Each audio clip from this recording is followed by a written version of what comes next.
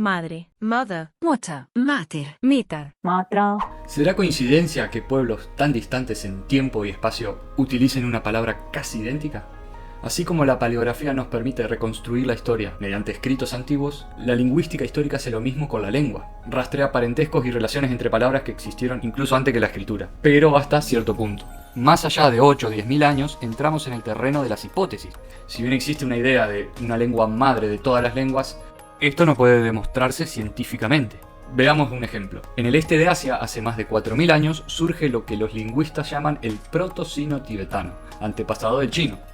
Con el tiempo, esa lengua se fragmentó en lo que hoy conocemos como mandarín, cantonés, min y otras lenguas, unidas siglos después por una misma escritura. Japón y Corea adoptaron esa escritura y muchísimos términos chinos, pero sus lenguas no descienden del chino.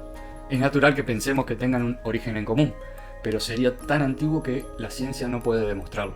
Distinta suerte ocurrió en la región del Levante y el norte de Arabia. Hace unos 5.000 años aproximadamente se hablaba una lengua que hoy llamamos proto-semítico. De ella derivaron el acadio, el Mesopotamia, el arameo, el hebreo, el fenicio, el cananeo y más tarde el árabe. Esto explica el origen en común que tienen todas las lenguas de Cercano Oriente y el norte de África. Son lenguas semíticas. Si bien el término antisemita se usa históricamente para el odio contra los judíos, tanto árabes como judíos hablan lenguas semíticas. Pero en Europa ocurre algo bastante particular y encontramos varias ramas lingüísticas. Las lenguas itálicas, de las que derivan el español, el francés o el italiano, las lenguas germánicas, como el inglés o el alemán, las lenguas célticas, hoy reducidas pero antiguamente extendidas por gran parte del continente, las lenguas eslavas, desde Europa Oriental hasta Rusia, el griego y una continuidad histórica excepcional, incluso más allá de Europa, en India e Irán, las lenguas indo-arias.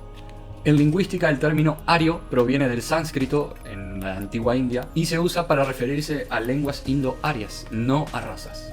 Todas estas son lenguas separadas por miles de kilómetros, culturas diferentes, alfabetos distintos, pero cuando los lingüistas comenzaron a estudiarlas y a hacer el camino hacia atrás de estas lenguas, se encontraron con algo sorprendente. Todas estas rutas, tarde o temprano, convergían en un solo punto, o una misma región, y estas son las estepas del este de Europa, entre la actual Ucrania y el sur de Rusia. Ahí, entre el 4500 y 3000 a.C., se hablaba una lengua hoy desaparecida, se llama proto-indo-europeo.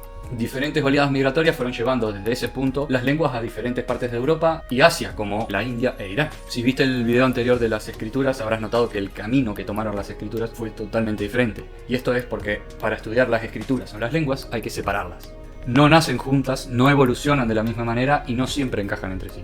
Casi siempre es la lengua la que nace primero y con el tiempo a veces se incorpora a la escritura. Un claro ejemplo es el uso del latino para las diferentes lenguas romances, como el español, el italiano o el francés.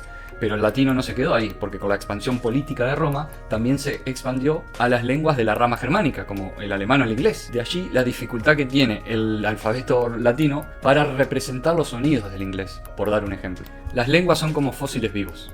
Conservan en su interior la historia de las migraciones humanas, de encuentros, conquistas y mezclas culturales. Guardan en su interior la memoria de los pueblos. Nos dicen de dónde venimos, cómo nos relacionamos y qué caminos recorrimos como humanidad. Y luego está el euskera.